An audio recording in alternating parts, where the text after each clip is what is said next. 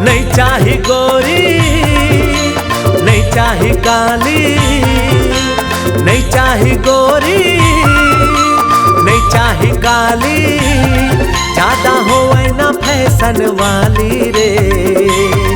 एक लड़की चाही रे सीधी साधी बोला दिल वाली।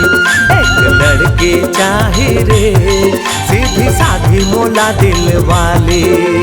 दिखे मैं हैंडसम तेरे जैसे झमाझम, दिखे मैं हैंडसम तेरे जैसे झमाझम, रहे दुनिया में सबसे निराला।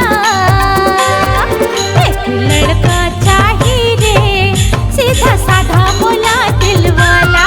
एक लड़का चाहिए रे सीधा साधा बोला दिल वाला।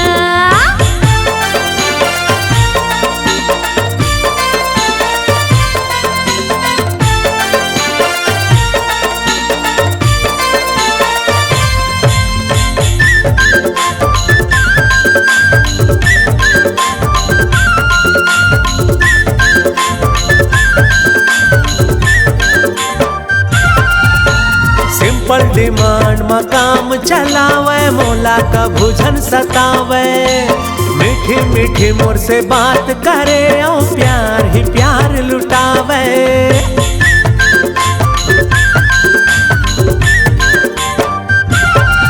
हाँ पढ़े लिखे स्मार्ट रहे, मोला रोज करावे शॉपिंग। काम बुता के रहे न लफड़ा, डिनर के संग करे डेटिंग। ना हो देहाती राह दिखे मखाटी, ना हो देहाती राह दिखे मखाटी, ज्यादा होए ना फैशन वाली।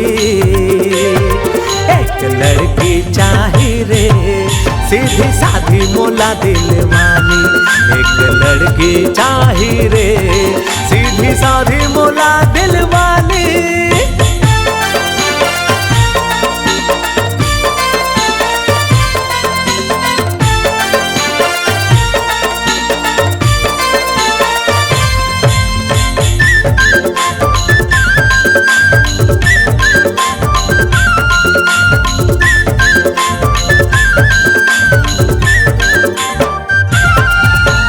रानी से ही मुठाट बाट बन जेब में रहे टनाटन। निकलो जब मैं बरठन के तो काटा के करे छन।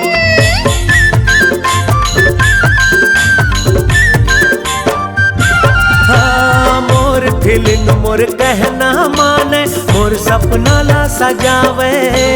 ए जी सुन तो गुड्डू के पापा कह के मोला बुलावे।